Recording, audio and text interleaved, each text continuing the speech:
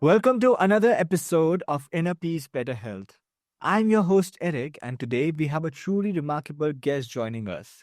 He is the co founder of Beyond, a transformative platform that's revolutionizing workplace well being and performance through privacy first technology. He is a strategist, innovator, and a passionate advocate for holistic health. Please welcome the incredible Andrew Ronchetto, who is here with us. Awesome. Thank you for having me on your show today. I'm really excited to be talking with you about this. Yeah, Andrew, it's an honor to have you here. Andrew, your journey is really fascinating from dismantling gadgets as a kid to co-founding a platform that's redefining holistic well-being. So it's really fascinating, really excited for this conversation and looking forward to it. Fantastic. Me too. Yeah. So Andrew, you emphasize the interconnectedness of holistic wellness.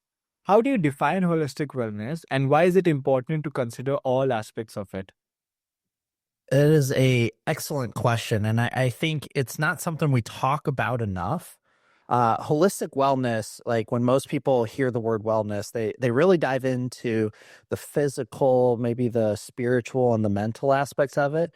But there's actually 8 total dimensions. So sometimes forget about talking about their professional or their career or their environment, the intellectual, how much we learn or grow, our social, and even then our financial. So these other 5 things, or 8 in total, are so fundamental to creating balance in our life or Yeah. recognizing we have imbalance in our life. And so for us, holistic wellness is really embracing all of those and looking at the interconnectedness between all of them to really drive resiliency within your life.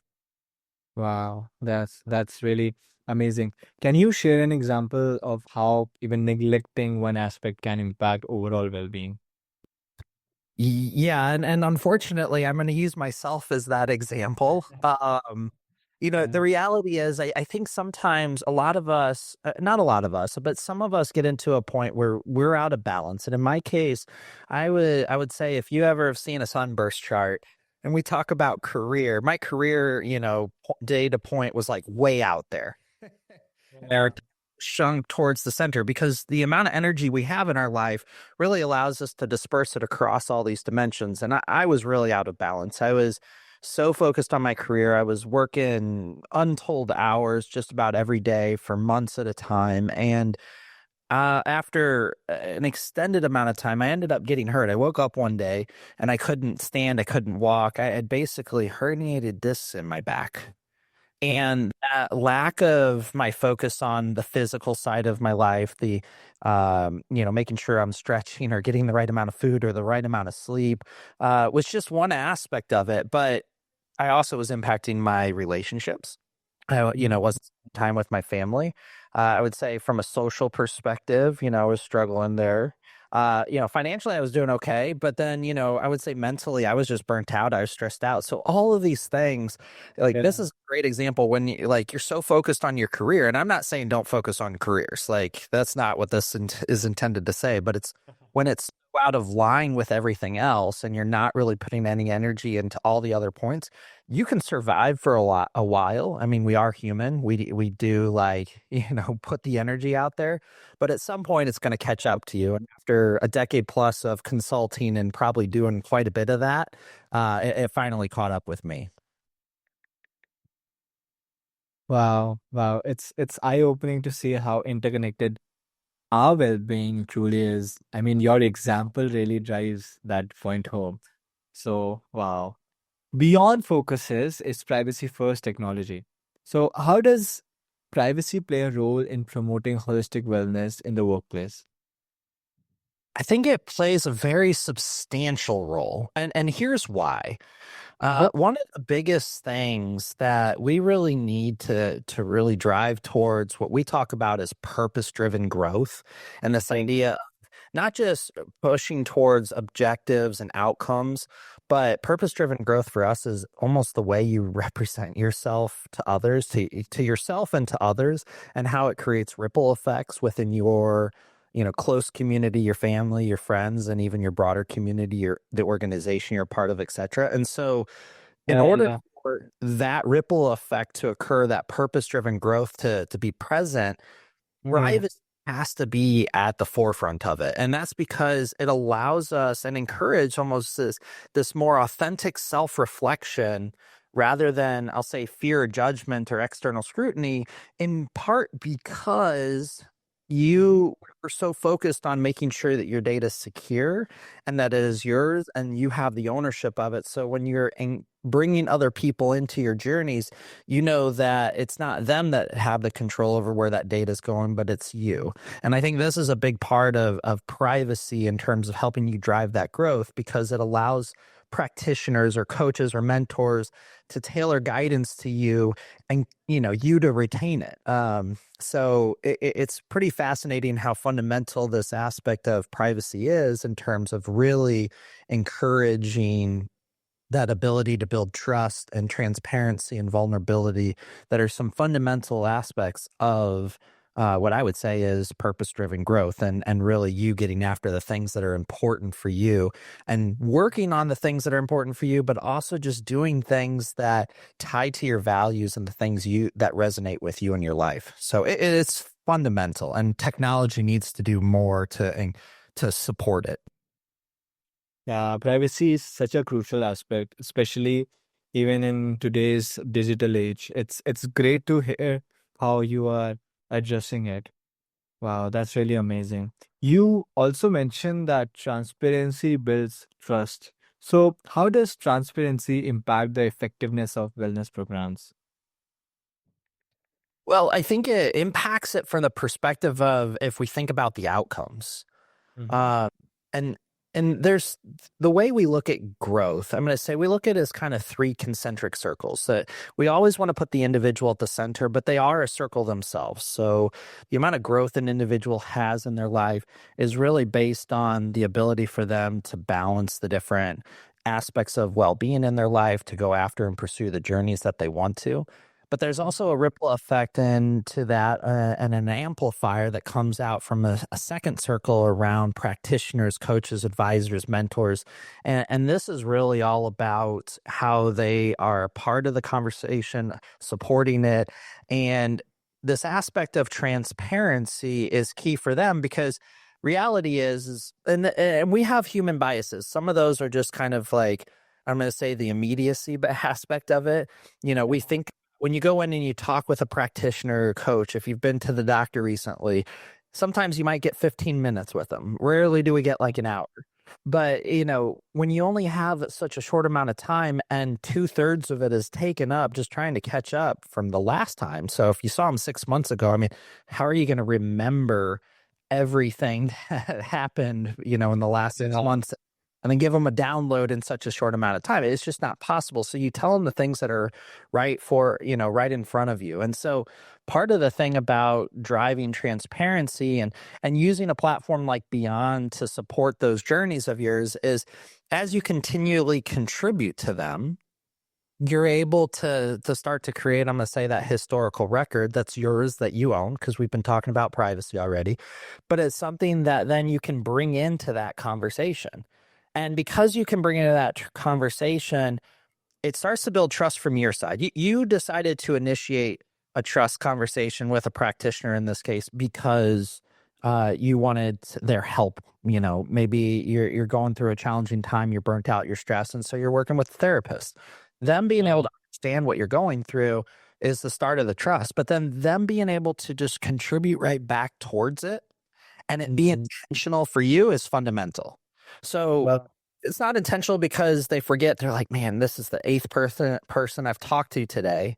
And all of a sudden they're like, your name's John. And you're like, dude, I'm Andrew. There's like, all of a sudden that trust is broken. But if we can enhance that trust by having the ability for the practitioner to be a part of it, and I'm not saying practitioners forget people's names. I mean, we are human, but just a simple example of it is the intention is here that you can build trust because the transparency is there. The transparency is there is because the data is there and there's ownership of that data. And so trust can start to build with time. And the last thing I'll throw into here, the same can be said for the third concentric circle that I hadn't mentioned yet, which is all about organizations, companies, enterprises, etc., and how you build trust with managers and leaders and advisors in those scenarios to accomplish things that you're looking to accomplish on your professional journey of life. So it's very interesting how we start to leverage transparency to develop trust. And the last thing I'll add to this, because I brought up organizations, is on the flip side of it, one of the first things a leader or a manager can do in terms of helping is it's not just enough to be transparent with their employees. They also need to start being more vulnerable. And so there's another dimension that needs to be added into there to help build trust. Yeah, that's really amazing. I mean, transparency can make a huge difference in engagement and trust. And wow, that's really amazing. Finally, Andrew, what advice would you give to someone looking to improve their holistic wellness but feeling overwhelmed by where to start? Well, first off, I'm going to say don't feel like it's an overwhelming, massive mountain to climb. Yeah. That's the first thing here, because we oftentimes feel like it's insurmountable at that point. And this really getting started on creating balance in your life, I think begins first with one thing, which is be more conscious about it. We've had the opportunity to bring up awareness around what holistic wellness is and the 8 dimensions of it. And you being able to explore that further because now you know it exists if you didn't before, because a lot of people don't. I mean, that's the crazy part. Like I said, we might only ever hear about 1, 2, maybe 3 dimensions of it. And there's obviously that's not even half of it. And what makes us human. But it starts with being conscious about it and deciding how you want to create balance in your life. So being conscious and looking at balance then allows you to take the next step, which I think is important, is to look at your practices during the day. You could look at, you might be talking about them as rituals. You might be talking about them as routines or habits. We talk about them as practices because it's this idea that you're trying to be intentional about where you're going with it and what you're trying to do. So if you think about holistic wellness here and your job is really important to you, it should be on there as, substantial practice in your playbook, so to say. It should be high on your priority list. But I would also argue, don't forget sleep. Don't forget water. Don't forget eating properly.